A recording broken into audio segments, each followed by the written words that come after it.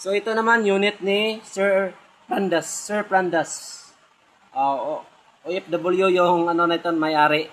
So yung nito mag receive yung nasa bahay lang nila. So nasa labas pa ng bansa yung ano na ito, yung may-ari nito. So Sir Prandas, sir, ito yung unit mo, no? So, ang request mo na plain lang. So, yon, pinupa natin niya plain lang yung barrel. So, matanggal-tanggal ito, sir, no? Matanggal-tanggal mo. So, matanggal po yan. Then, pag balik mo, sir, yung sakto lang. Huwag mo nang higpitan ng higpit talaga. Kasi matigas na yan pag kunin mo. Matigas na yan. Yung sakto lang talaga. Yan. Yan na po. Yung sakto lang, huwag lang tigasan. So, ganito lang, sir. So, magbigyan na din ako ng kunting tips. Kung tignan mo dito sa loob, sir, kung gusto mong tignan yung sa loob, ang gagawin mo, sir, may screw dyan dito, at saka dito. So, wala palang screw, lagyan pa natin. So, lagyan pa natin ng screw kasi wala palang screw. So, doon lang. Then, matanggal na po itong cover. Then, itong takip dito sa chamber natin sa loob. Then, paano naman tanggalin yung sirens kung sakaling masira? Kasi, yung sir, yung PVC tuigan talaga na butin powered, yung kadalasan na masira dyan is sirens talaga. Then, ikalawa na yung cricket. So, yan lang po dalawa ang masisira talaga sa natin. Kadalasan masisira. So, ang gagawin mo, sir, iangat mo itong buting kanister. Then, pagsasabay yung sirens mo pataas. So, isama mo na lang. Pero, dapat nga nakaangat na yung karayom doon sa butas. Tsaka mo hilahin. So, yun. Then, ito, sir, itong white is body po yan ng sirens na 1 ml, no? Nilagay ko dyan para magkaswak siya dito. So, kung mawala yan, sir, hindi yan magkaswak. So, hindi yan magkaswak. Tingnan mo, ha. O, yan, mahulog po yan. Pero pag nandyan yan, sir, hindi po yan mahulog.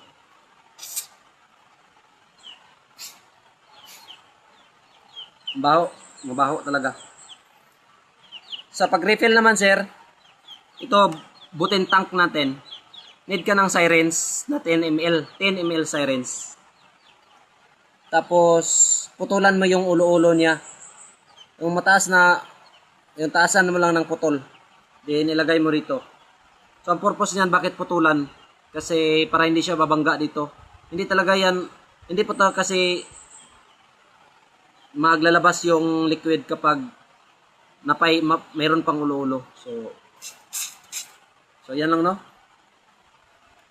So may one pa sa loob, pero try natin para makita nyo naman.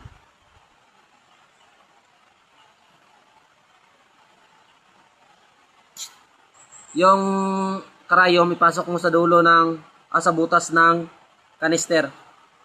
Tapos i-push mo lang. So, yan. So, dito na naman tayo sa unit, no? Sa cricket naman, sir, madali lang po siya ilagay. So, yan, ito yung cricket natin. Lagyan mo lang ng tiplon para hindi mahulog doon sa housing natin, sa cricket igniter. So, yung wire, sir, ilagay mo lang sa butas. May butas dyan. Dapat na itulak mo lang para yung wire talaga pupunta doon sa positive natin na linya. So, yan. Okay na po yan.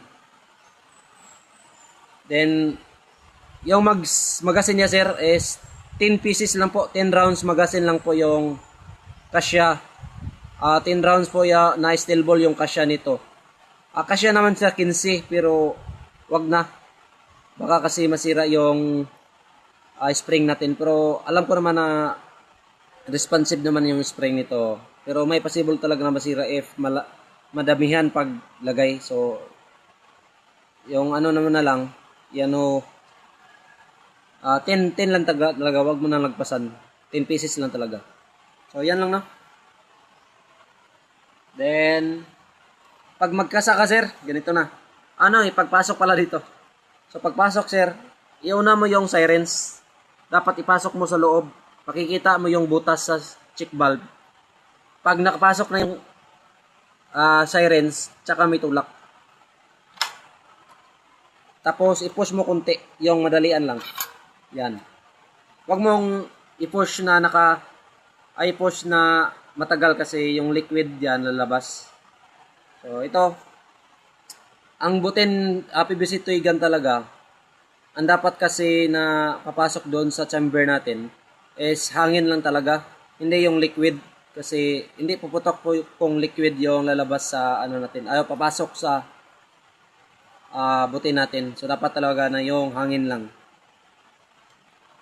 So, ito, blue back po ito, sir. Pag hindi mo na ginagamit, naka-close yung kasahan. Then, yan mo lang. I-close mo yung ano niya. Yung dito ba? Ang tawag niyan. Basta takip yan. Pag kasayan, automatic na mag-open po yan. So, paggamit, sir, sa unit, dapat nakayuko yung unit, sir, no? Nakayuko kasi pag hindi yan nakayuko, hindi yan puputok. Kung nakaganyan, hindi yan puputok, dapat nakaganyan. Kasi ang lalabas pag nakaganyan, liquid ng butin. Pag nakaganyan, hangin ng butin. So, hangin lang talaga yung need sa ating butin. PVC butin powered na tuigan. So, yon, try natin. Kung hindi ba na-disalign yung sight nito kasi na-try na natin itong na zero. So, ito yung target, sir, no? Medyo malayo po yan. Nasa mga 12 meters, 10 meters. So, ikaw na bahala kung saan mo i-ano dyan sa inyo. Pero okay na po yan, sir, kung mga 12 pan kasi pag naka-angle po yung pan, mas maganda patamaan yung naka-angle, yung ganyan yung tira, sir, yung sa pataas. So, depende kasi dyan sa pag-sight, pag-adjust mo. So, yon. Tanggalan natin cover. So, ganito paggamit, sir. Dapat naka-full cock, no? Pag hila mo, full cock talaga. Then, hawakan mo lang. So, ganyan, hawakan mo lang. Pagbalik naman, sir, lakasan mo lang, sir, para papasok talaga yung bala doon sa stopper natin. So, yan lang, no? So, i-zoom natin. Ay, nakaka-zoom na pala yan. So, balaan natin ng 5. 5 bala lang. 1, 2, 3, 4,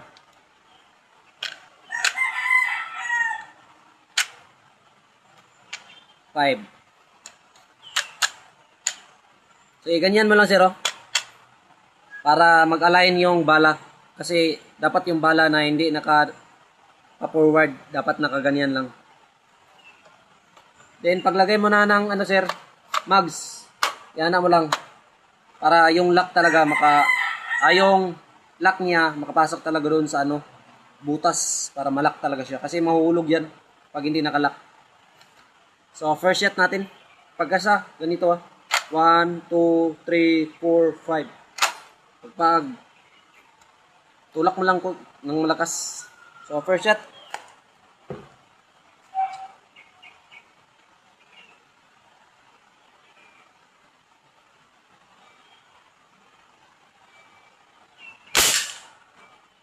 Tama. So, second shot tayo. So, second shot. Yung sa kabila naman na lata. So, yun. Third shot tayo. Third shot.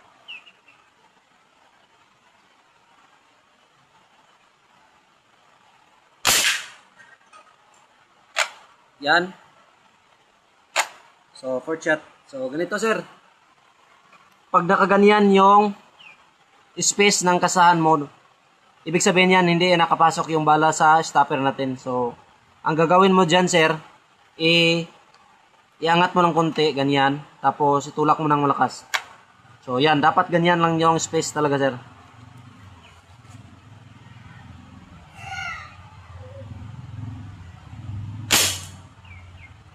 Hindi tayo nakatama.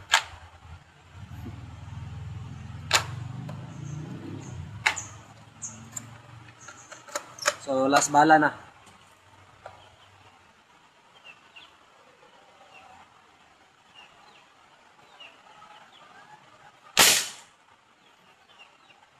So, ano lang, daplis lang. So, i-adjust natin yung scope kasi medyo mababa lang. Pero nakatama naman siya. Medyo mababa lang talaga. I-adjust natin pa. Pag yung bala sir nakababa, yung pag-adjust dyan is left pa left. Kung ang bala nasa baba ang tama, left yung adjust niyan. Left ang ikot. Left ang ikot pala.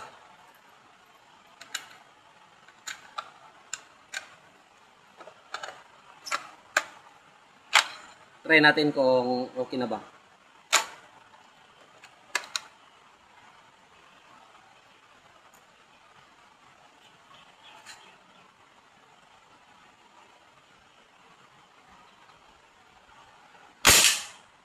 So yun, okay na.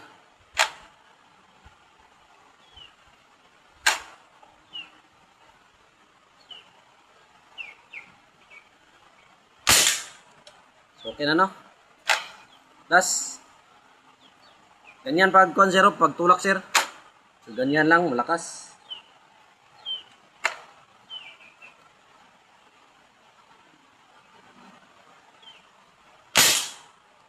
So, yun, nakatama no. Isang bala lang.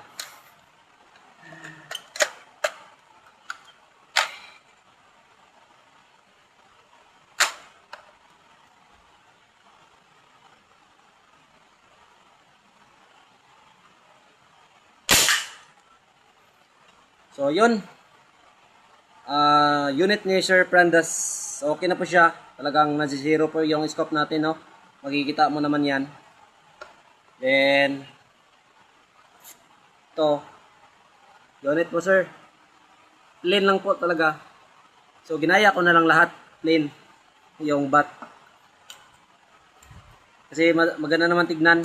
Yung design, ganyan lang, oh. So, maganda naman siya tignan kasi malinis. Kesa yung ano ba, may design na butas-butas. Medyo siya konti ba.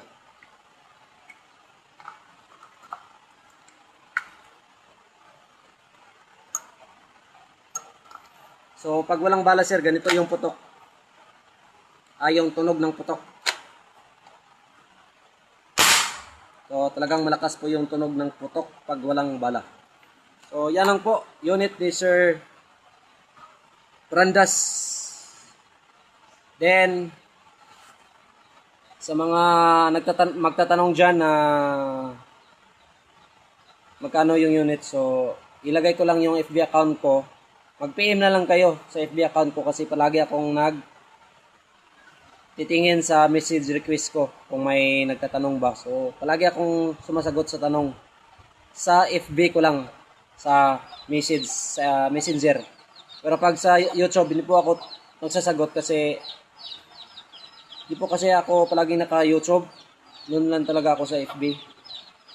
So, yan lang no. Ilagay ko lang yun sa yung account ko sa comment section. First comment, ako po yan. Nel Caps PBC Tuigan. 21-1995. 1995 ata yung nakalagay. Or 21-95 ba yun? Ako po yan. Account ko po yan. First comment sa comment section sa YouTube. So, yan lang mga sir. So, this is Nel Caps PBC Tuigan, your Tuigan maker.